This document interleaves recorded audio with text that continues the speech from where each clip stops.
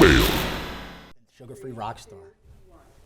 Welcome back to Bet On It for a special edition of Ask the Experts. Sorry, guys, we didn't have enough time during the regular show, but we're going to get all your questions answered right now. My name's Kelly Stewart at Kelly in Vegas, Marco D'Angelo at Marco in Vegas, and Gianni the Greek at Greek_Gambler. Marco, the first question's for you, and this is one that I get a lot, and I don't talk about it on Twitter because I think it sometimes has a negative connotation. So let me throw that out there. It's not meant to be negative when we talk about sharp versus square books, but at Ruffian Sports wants to know, what are the sharpest books and who are the square books in Vegas? All right, well, let's start with the square books first, and that would be Stations books and Coast Properties. And the reason I say that is because those casinos cater more to the locals here in Vegas, and the locals are going to be your average Joes that are betting, $20 parlay cards and things of that nature, and they're not sharp. Let's just face it. But for us, it presents value if we're looking for underdog. Sometimes these guys have a hook that all the other books in town don't. The money lines are nicer. Yes, for dog players, that's where we migrate to.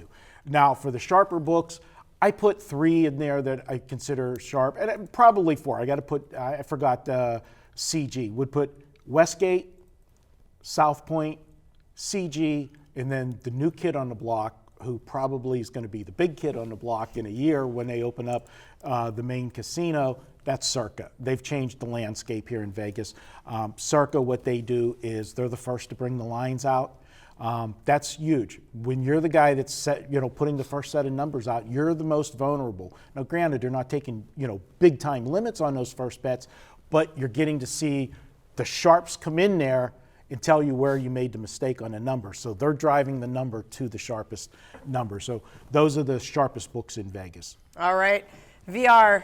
This is an interesting one here because I've thought about this myself. At Wilco61, with the steady increase of missed extra points, do you see a change in the future being 6 and 2 being key numbers versus the 7 and 3? There's a high probability of that happening because, again, the change of the rules going to change the variance in scoring. But with that said, you have to have a big enough sample size that has statistical significance before you can conclude it's a plus EV to buy the half point to get on and off the 2, on and off the 6 that you touched on. Because that's the answer to the question that you're saying. Key numbers, the question you're asking is it worth it to buy on and off to get the best of the key number?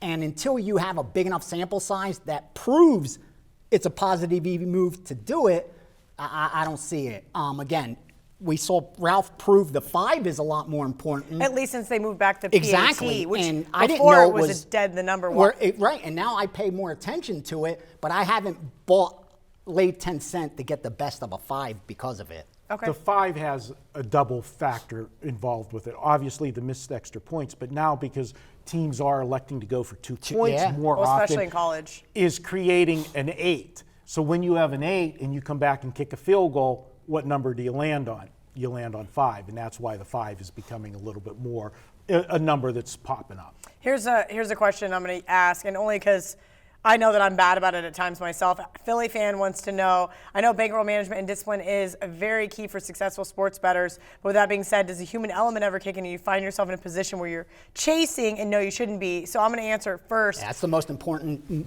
I don't know if it's above anything chasing else for me because it's not like I'm like, oh, I have to bet the Hawaii game because I had a bad Saturday. That's not like chasing like that, or I'm forcing a bet. It's sometimes adding on to bets that I already have, because the day has went a certain way and I'm that confident in my favorite game if it's a Sunday afternoon or a Sunday night game.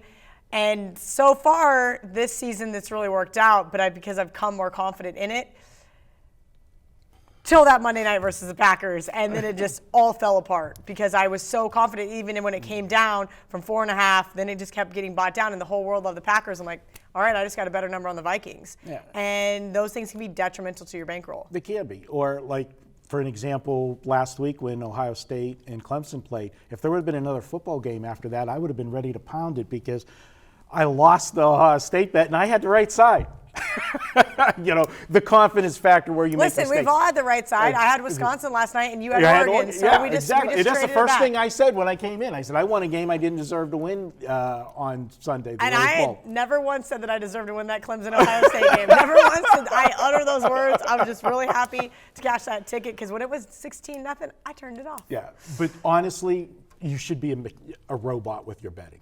You should not let emotions dictate you. And I know it's easier said than done, but that's why we we could do a whole show on this because this is the most important. That's why we assign factor out of numbers everything. to what you should be There's so betting many on the pick games. shows and all that. There should be money management only shows because until you master that, the picks don't even matter. It doesn't even matter. You're right. It's irrelevant. The picks are irrelevant. On my spreadsheet that I do every week, I update it. And I at the could end of the give year, you 80% and you'll still go broke if you don't bet correctly. There's nothing's going to help you unless you go 100%, which no one's going to do. If you don't bet correctly, even if I give you 90% winners, you will go broke. All right. Sad. Great stuff from VR, Marco, myself. We appreciate you guys tuning in each and every week. If you have a question for us, feel free to ask.